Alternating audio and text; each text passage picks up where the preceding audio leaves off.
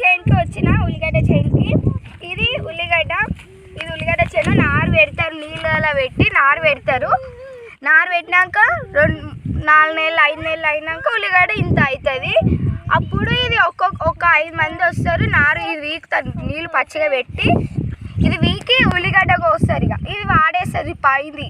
అప్పుడు ఇంత పెద్ద ఇది కింద ఉల్లిగడ్డ ఇంత అవుతుంది పెద్దగా. అది కోసి కోస్తారు, తీసి ఇప్పుడు ఇది కోస్తారు ఉల్లిగడ్డ. ఇది వంటలకు ఉల్లిగడ్డ మీకు వస్తుంది, అమ్మ నాడికి కూడా వస్తుంది.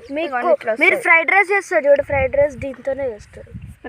స్ప్రింగ్ ఆనియన్ పెట్టేటప్పుడు ఈ ఏళ్ళు అనేది ఇలా పెట్టి పెడతారు, మళ్ళీ మూస్తారు. ఇప్పుడు ఉల్లిగడ్డ మీకు రావాలంటే ఆనియన్ కదా, మీరు వంటలు ఎట్లా చేస్తారంటే ఆనియన్ తోటే చేస్తారు. మీకు అవన్నీ తెలుసో తెలియదని నేను చూపిస్తున్నా.